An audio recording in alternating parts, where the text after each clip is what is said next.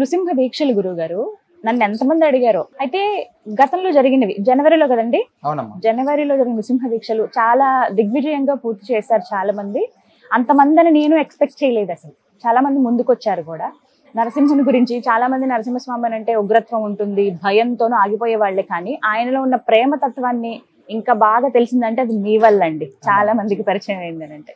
So మళ్ళీ ఏమైనా అవకాశం ఉందా, నృసింహ దీక్షలు తీసుకునే అవకాశం ఉందా? అలాంటివి ఏమైనా ఏర్పాట్లు ప్రస్తుతం ఆశ్రమంలో ఉన్నాయా? వివరించండి. జనవరిలో ఫస్ట్ సంక్రాంతి పండుగ నుంచి 40 రోజుల కాలం ఒకటి నృసింహ దీక్ష చేస్తూ మనం 3 రోజులు 5 రోజులు యాగం చేసేటువంటి వాళ్ళం అత్యద్భుతంగా. రెండవటువంటిది నృసింహస్వామి వారి యొక్క జయంతి వైశాఖ మాసంలో వైశాఖ శుద్ధ చతుర్దశి స్వాతి నక్షత్రం నాటికి అయిపోయే విధంగా రెండవసారి దీక్ష ఉంటదమ్మ. అది ఇప్పుడు వచ్చేటువంటి వైశాఖ మాసంలో మే 2వ తారీఖు నుంచి మే 2వ తారీఖు నుంచి వైశాఖ శుద్ధ పంచమి ఆరుద్ర నక్షత్రం నాడు, అంటే జగదాచార్యులైనటువంటి రామానుజాచార్య స్వామి వారు ఆదిశంకరాచార్య స్వామి వారి ఇద్దరి యొక్క పుట్టినరోజులు ఆ రోజు ప్రారంభమై 9 రోజుల కాలం పాటు నృసింహ మహామంత్రాలతో, అంటే నవగ్రహాల యొక్క ఏ దుష్ట ప్రభావాలు వీళ్ళపైన ఉండకోకుండా ఉండడం కోసం కేవలం 9 రోజులు, అంటే ఆడవాళ్ళు కావచ్చు, పిల్లలు కావచ్చు, ఎవరైనా కూడా దీక్ష తీసుకోవాలి అనేటువంటి సంకల్పంతో 9 రోజుల కాలం పాటు యొక్క దీక్షను ఏర్పాటు చేసి 10వ తారీఖు నుంచి 10, 11, 12 మళ్ళీ 3 రోజుల కాలం పాటు నృసింహ మహామంత్రంతో నృసింహ యాగం పూర్తి చేసి 12వ తారీఖు మహాపూర్ణావతి అయ్యే విధంగా ఏర్పాటు చేసామమ్మ. అంటే 9 రోజులు నృసింహ దీక్ష, 3 రోజుల కాలం పాటు నృసింహ యాగం, మొత్తం 12 రోజులు అవుతుంది. చాలా అత్యద్భుతంగా జరుగుతుంది భద్రాచల క్షేత్రంలో. దూర ప్రాంతాల్లో ఉన్న వాళ్ళ గురించి ముందుగా అడుగుతానండి. వాళ్ళకి మాల ధారణ అవకాశం ఉందా? ఉంటే ఏ విధంగా తెలియచేయండి. మనం దీక్ష సమయంలో హోమం చేసి మాత్రమే ఈ యొక్క దీక్ష ప్రారంభం చేస్తాం. సుదర్శన నారసింహ హోమం చేసి దీక్ష ప్రారంభం చేస్తాం. ఆనాడే మనం స్వామివారికి ధరింపజేసినటువంటి తులసి మాలని అందరికి ఇవ్వడం జరుగుతుందమ్మా. దూర ప్రాంతాల వాళ్ళు కూడా ఆనాడు ఇక్కడికి వచ్చి తీసుకోగలిగేటువంటి అవకాశం ఉంటే చాలా ఉత్తమోత్తం. ఎందుకంటే గతంలో దీక్ష చేసినటువంటి సమయంలో కానీ ఇక్కడ ఉన్నటువంటి పద్ధతి ఏంటంటే చాలా మంది కొంతమంది ఇక్కడే ఉండిపోయారు, కొంతమంది వచ్చి దీక్ష వేసుకొని వెళ్ళి లాస్ట్ 32 రోజులు ఇక్కడ ఉన్నారు చాలా మంది. వారికి రోజు భోజనాలు అవన్నీ ఏర్పాటు చేసాం. ఇప్పుడు జరిగే 9 రోజులే కాబట్టి ఇబ్బందికరమైనటువంటి అంశం ఏమి ఉండదు.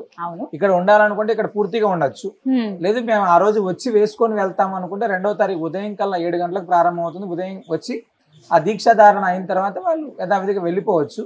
మళ్ళీ 11, 12 తారీఖులో ఇక్కడ ఉంటే ఆ దీక్ష విరమణ చేసుకొని వెళ్ళిపోవచ్చు. అయితే ఇప్పుడు నాకు అర్థమైంది ఏంటంటే 1వ తారీఖున వస్తే ఇక్కడికి సరిపోతుంది. రెండవ తారీఖున మాల వేసుకుని మళ్ళీ యథావిధిగా వాళ్ళ పనులు ఏమైనా ఉంటాయో చూసుకుని మళ్ళీ 11వ తారీఖున ఇక్కడికి రావాలి. అవునండి.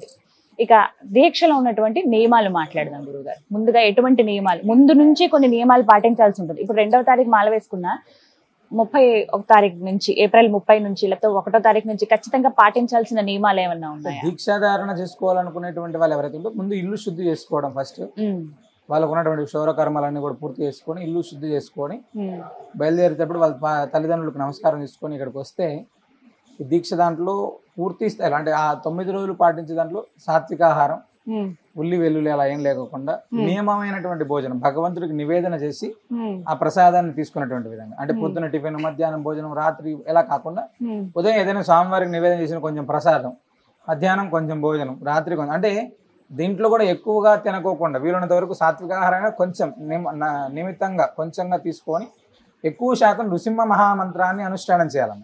అంటే దీక్ష అనేటువంటిది మనం ఒకసారి చేస్తే ఆ దీక్ష యొక్క ఫలితం మన కుటుంబానికి ఉపయోగపడేలాగా ఉండాలి. చాలా మంది దీక్ష చేసామా, అయిపోయిందా, వెళ్ళిపోయామా, ఇలా కాదమ్మా. మేము చాలా మంది దీక్ష చేసిన తర్వాత వాళ్ళ కుటుంబాల్లో చాలా అద్భుతమైనటువంటి మార్పులు చూసాం.